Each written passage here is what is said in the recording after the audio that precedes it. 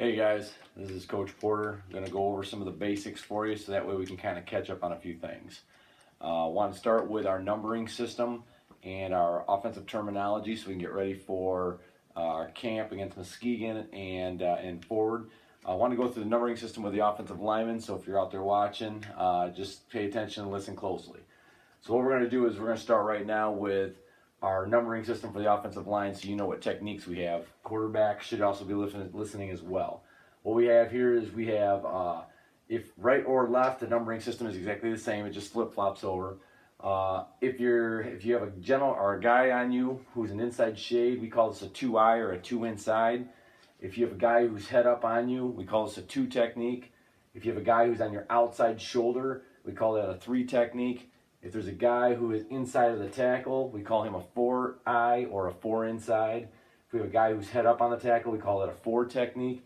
And if we have a guy who's outside the tackle, we call that a 5 technique. When we're running inside veer, all right, when we're running inside veer, our quarterbacks will be reading the end man on the line of scrimmage. Usually that guy is what we call the 5 technique. All right, and we'll go over inside veer in a couple minutes here, but I just wanted to give you a little heads up on that. We usually read the end man on the line of scrimmage, also called the E-mole, okay, and that's also E-M-O-L, the E-mole, end man on the line of scrimmage is who we try to option when we're running inside veer. As you can tell, we also have some positions labeled here. All right, we'll start from left to right here. Over on the left side here, we have our X receiver, we have our left wing, we have our tailback, we have our quarterback, we have our right wing, and we also have our Z receiver. The alignment for each of these, the quarterback is exactly 2.5 yards off of the ball. Our tailback is exactly 5 yards. Now his hand is down at 5 yards, not his feet, but his hand's down at 5 yards.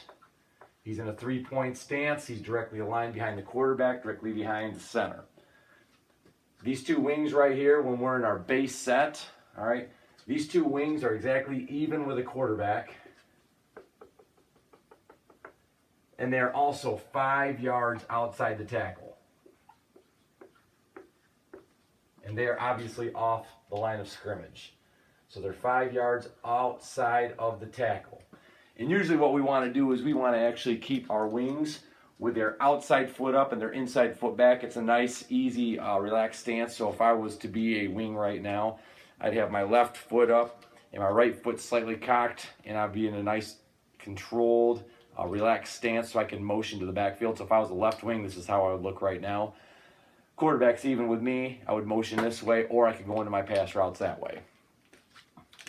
In terms of X and Z receivers, we want them to be split out to the numbers. X and Z receiver are split out to the numbers. All right. And last but not least, in terms of our base formation set right now, we want our offensive linemen, at least for right now, we want them 2 yards apart across the line. 2 yards, 2 yards, 2 yards, and 2 yards. Hopefully that answers all your questions. If you guys have any more questions, get back with me. This is the first segment. And we'll kind of go from there. Rise up.